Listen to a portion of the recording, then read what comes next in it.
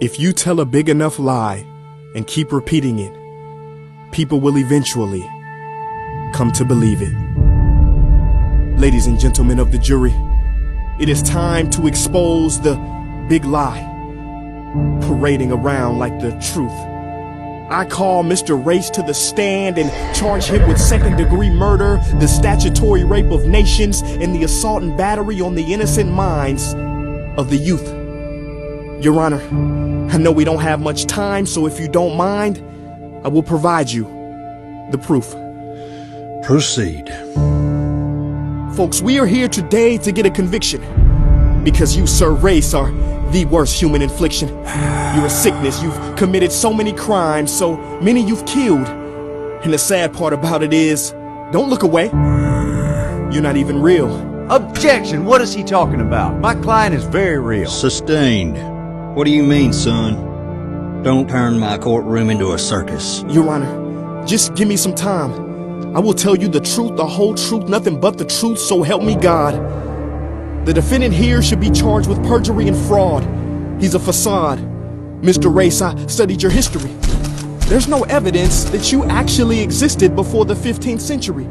Yet you have everyone convinced that you're real, but you're a myth, a fabrication, a trick.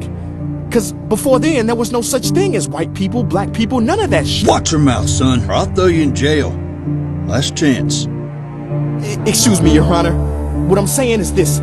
Back then, people did discriminate against each other, but it was on the basis of where you were from, your religion, not color. Until the rich landowners looked around and got nervous. They saw they were outnumbered by the African slaves and European indentured servants who, by the way, were starting to join forces. So they wondered, how do we split these poor people up? Because if we don't, they will cause a crisis. We won't survive it. And it was at that moment they created an evil concept called whiteness. So, Mr. Race, you're just a tool, an idea made up to divide us. When I say us, I mean working people. Ladies and gentlemen, they basically did us like Hunger Games. We got played. The divide and conquer scheme was to make white people fight black people so that they could protect the green. Then they used fake science to justify murdering human beings by making them subhuman. Check the 3/5 compromise. Their philosophy was to prove the inferiority of minorities with a science called craniometry. 1847, Josiah Nott wrote a science book called Niggerology. All of this nonsense was used to justify racist ideologies. And it wasn't just blacks. It was Native American, Japanese. I suggest you read the Chinese Exclusionary Act. See, if you can trick people to believe that another group of people are genetically inferior without a doubt, you can exploit them in any way you want to, because it doesn't count. Let me give you an example. Judge, you know the word bitch means female dog, right? Yeah, so what? But do you know when that word was first used to refer to a person? It was used to describe the black woman, because they said she was lower than a dog. It figures when you consider the slave auction picture said that black women didn't have kids, they had litters. The evil continued with eugenics, it was so wrong. Later, public lynchings became entertainment. It was like watching Monday Night Football. Mr. Race, you even infected the founding fathers with your devilish separatist rhetoric. The same men who wanted freedom committed acts like terrorists. They owned slaves and were prejudiced. Every president from Washington to Jefferson. Objection! For God's sake, that was a different time. That's just what was accepted then. That's right. And I'm not pressing it. I just wonder if they truly thought blacks were animals, why the heck did they still have sex with them? You think you can beat me with facts?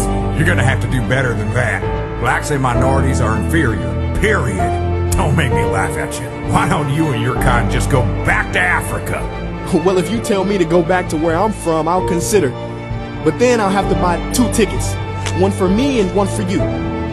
Objection! What does that even mean? Sustained. What do you mean, son? Well, the DNA of humans is trackable, and scientists have traced every person on this planet back to a single tribe in Africa. That means every human being comes from the same family tree called mitochondrial Eve. No, please! That's right. So this whole concept of pure blood is rotten. Pure blood only exists in Harry Potter. The truth is we're all mixed, and what we think of as race is just pigment. Stop, please, stop! No, I'm not gonna stop. See, dark skin just means more sunblock. It's got nothing to do with racist. It just means your ancestors lived in places closer to the equator. The sun was stronger, so they needed melanin in their skin to make it darker. And lighter skin just means less protection, which is ideal in places where the sun emits less intense rays. It's just evolution, our bodies adapting to keep us safe. I say all that to say that, Mr. Race, I kind of agree with you. Races should never come together. That's more like it. Humans should. See, you force people into boxes their whole life. From the moment they're born, they have to check a box on school tests and census forms. We must break out of these boxes and show that race is not real. You are not real. And if we keep using words to separate, we won't win. No matter how you slice or dice it, it's gonna be us versus them. We are one human race, each with a colorless spirit inside. To define ourselves by races is to continue to live a lie. And no, we should not be colorblind. Do not close your eyes or deny the past, but realize we are one people with many stories. Forget the categories, make it clear. It's not about Black History Month. Let's make human history all year. So in my closing statement, we're asking for a life sentence for Mr. Race. Please do not grant parole nor bail, because if we continue to let him roam free, the truth is, we're just gonna continue fighting ourselves. I'll rest my case.